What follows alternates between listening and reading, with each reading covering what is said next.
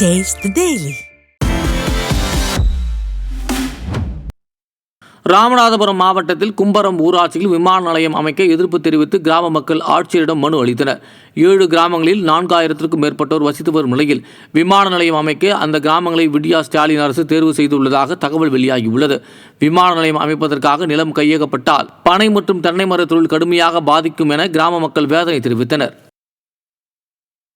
ராமநாதபுரம் மாவட்டம் முதுகளத்தூர் அருகே மின்சாரம் தாக்கி விவசாயி உயிரிழந்ததில் 500க்கும் மேற்பட்டோர் சாலை மறியலில் ஈடுபட்டனர். கிருஷ்ணாபுரத்தைச் சேர்ந்த சித்திரவேல் என்பவர் அருந்து கிடந்த மின்கம்பியை மிதித்ததில் உயிரிழந்த நேரத்தில் அவரை காப்பாற்ற முயன்ற அவருடைய மகன் கிஷோர்குமாரும் பலத்த காயமடைந்தார். ஸ்டாலின் மாடல் அரசின் மின்வாரியத்தின் அலட்சியத்தை கண்டித்து உயிரிழந்தவர்களின் உறவினர்கள் சாலை மறியலில் ஈடுபட்டதால் போக்குவரத்து பாதிக்கப்பட்டது.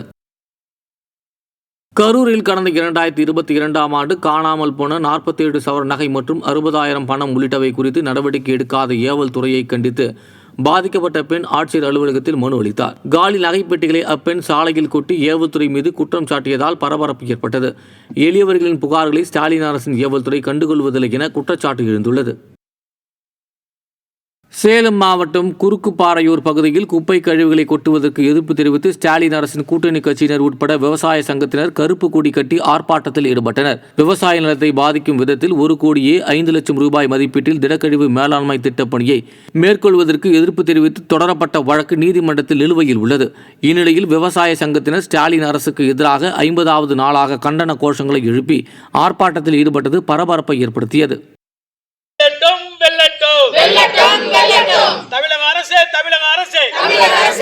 அரசே தலையீடு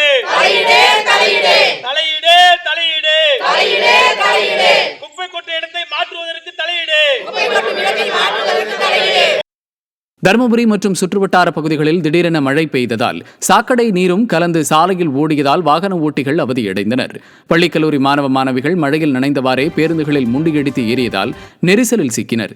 2வது நாளாக தருமபுரி மாவட்டத்தில் பெய்த மழையால் வெப்பம் தணிந்து குளுமை வீசியதால் பொதுமக்கள் மகிழ்ச்சியடைந்தனர். வேலூர் மாவட்டம் வள்ளிமலை அருகே சூறைக்காற்றுடன் பெய்த மழையால் மரம் முறிந்து மின்கம்பங்கள் மீது விழுந்ததால் மின்சாரம் துண்டிக்கப்பட்டது.